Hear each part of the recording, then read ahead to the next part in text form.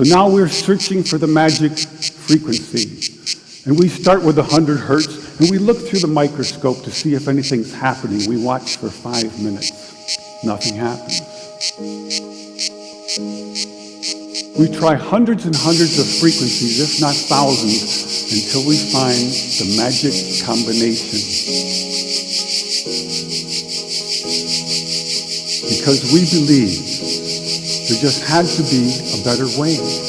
There had to be a better way. And we think we may have found it. I have here 2 identical tuning forks, both tuned to the note A, the note an orchestra tunes to. These forks are both made to vibrate 440 times per second. We say their frequency is 440 hertz. If I tap this fork, putting little pulses of energy into it, the second fork will also vibrate in sympathy.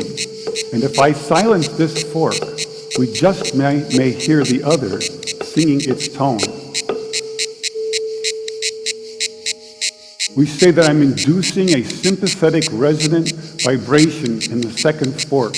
It only works because both forks are tuned to the exact same frequency. Now, many of us have seen this very charming young man on the internet who shatters crystal glasses with his powerful voice. But if you watch him carefully, you'll see that first he taps the glass with his finger and listens. The glass sings its natural resonant pitch. Then he takes a deep breath and sings a loud, long note. He induces a resonant vibration in the crystal glass. The vibration grows larger and larger and larger until the glass is shattered. On the other end of the scale, we have a giant bridge made out of concrete and steel, a suspension bridge, the Tacoma Narrows Bridge. Cars and trucks and buses are going over it every day. And unfortunately, where they built this bridge, there was a steady wind blowing across it. And one day this wind induces a small vibration in the bridge, hardly noticeable. But the frequency of the vibration matches the resonant frequency of some part of the bridge. And the vibration gets larger and larger and larger until the bridge collapses into the river below. A destructive resonant frequency. So on one end of the scale, we have a giant concrete and steel bridge destroyed by resonance. And on the other, we have a small crystal glass shattered. So maybe we could shatter something even smaller, something really small, something you would need a microscope to see. Maybe we could shatter a living microorganism. So maybe we could change a biological living liquid crystal with a special electronic signal.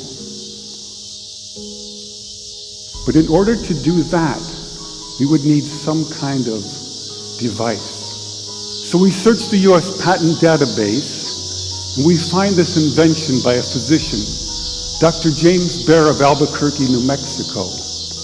It's called a resonant frequency therapy device, and its purpose is to induce a resonant vibration in a living organism or cell. If I put in, say, 100 hertz, out will come 100 pulses per second. If I put in 200 hertz, we'll get 200 pulses. So now we're searching for the magic frequency. And we start with 100 hertz, and we look through the microscope to see if anything's happening. We watch for 5 minutes. Nothing happens. So we try 101 hertz. We look through the scope for 5 minutes, and nothing happens. So we try 102, 103, and so on. Over the course of 15 months, we try hundreds and hundreds of frequencies, if not thousands, until we find the magic combination. The answer is you have to have 2 input frequencies, one low, one high, and the higher frequency must be 11 times the lower. It's what we musicians would call the 11th harmonic. When we add the 11th harmonic, we begin to shatter microorganisms like a crystal glass. These are the first videos taken. We showed these videos to our friends in the biology department. They said they hadn't seen anything quite like it. Seems to be a new phenomenon. These organisms are being shattered by our electronic signals. We now know that cancer is vulnerable between the frequencies of 100,000 hertz and 300,000 hertz. So now we attack leukemia cells. Leukemia cell number 1 tries to grow a copy of itself, but the new cell is shattered into dozens of fragments and scattered across the slide. Leukemia cell number 2 then hyperinflates and also dies. Leukemia cell number 3 then tries to make another cancer cell.